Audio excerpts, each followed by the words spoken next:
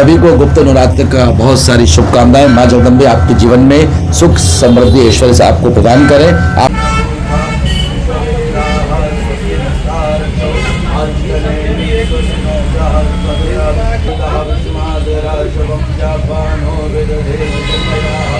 स्वागत है आप सभी का द राष्ट्र हित में। गुप्त नवरात्रि का पर्व प्रारंभ हो चुका है।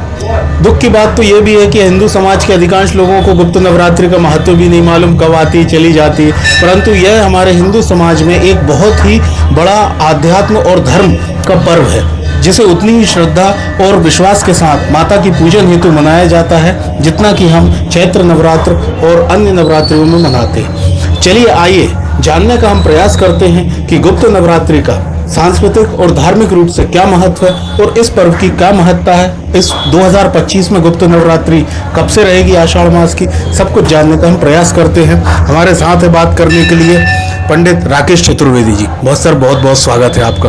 कृपया बताइए, ये गुप्त नवरात्रि की जो परंपरा है, पर्व है, आजकल तो हिंदू समाज लगभग मानसिकता से नवीन पीढ़ी के विलोपित हो चुका है, परंतु इसका क्या महत्व है और इस वर्ष आषाढ़ मास में कब से कब तक? सभी भक्तों को गुप्त नवरात्र की बहुत सारी शुभकामनाएं। सबका जीवन मंगलमय हो, सुखमय हो। वर्ष में 4 बार माँ के नवरात्र आते हैं। 2 उजागर रूप से होते हैं और 2 गुप्त रूप से होते हैं। तो ये आषाढ़ शुक्ल पक्ष प्रतिपदा से गुप्त नवरात्र प्रारंभ होता है और इस गुप्त नवरात्र की बड़ी महिमा बताई गई है शास्त्रों में। गुप्त रूप से माँ की पूजन अर्चन करनी चाहिए। इससे करने से साधक की साधना सिद्ध होती है और उससे माँ की असीम कृपा प्राप्त होती है। उसके कुंडलिनी चक्र जागृत होते हैं, जीवन में सुख समृद्धि ऐश्वर्य की प्राप्ति होती है और साथ ही जीवन मंगलमय और सुखमय होता है। बड़े बड़े तांत्रिक सिद्ध क्रियाएं इसी गुप्त नवरात्र में करते हैं। गुप्त रूप से की जाती है। माँ के जोत जलाई जाती है, जवारे रखे जाते हैं, घट स्थापना की जाती है और माँ दुर्गा सप्तशती का पाठ गुप्त रूप से किया जाता है। और जो भी भक्त श्रद्धालु गुप्त रूप से माँ की अर्चना पूजन वंदन करता है तो उसकी सारी कामनाएं निश्चय रूप से पूरी होती हैं। तो विविध रूप से नवरात्र मनाए जाते हैं। चैत्र मास में आता है, उसके बाद आषाढ़ मास में, फिर शरदी नवरात्र में और उसके बाद माघ शुक्ल पक्ष में गुप्त नवरात्र पड़ते हैं। 2 गुप्त रूप से होते हैं और 2 उजागर रूप से प्रत्यक्ष रूप से हम मनाते हैं। तो हर दिन की महिमा है। आज शैलपुत्री का दिन है।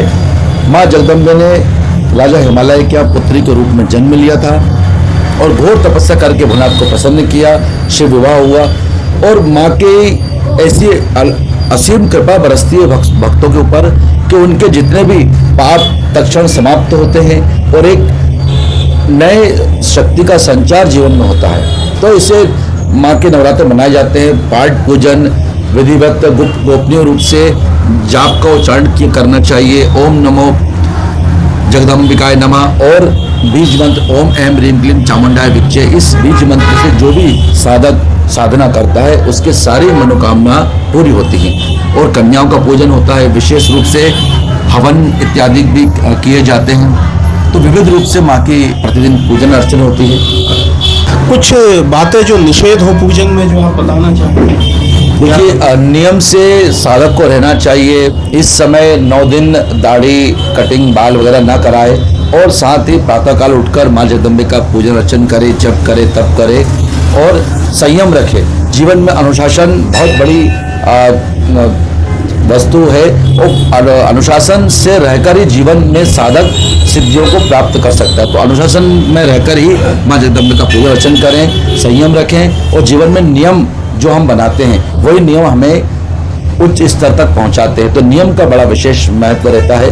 तो कुछ नियम ऐसे हैं कि जिससे हम दाढ़ी वगैरह ना बनवाएं और शयन जो है हमारा जमीन पर रहे, बिस्तर पर शैया ना लगाएं, जमीन पर रहे और साथ ही प्रातःकाल उठ करके दोनों समय सुबह और संध्या काल में स्नान करें, माँ का पूजन अर्चन करें। तो इससे कुछ नियम है उनको करना चाहिए।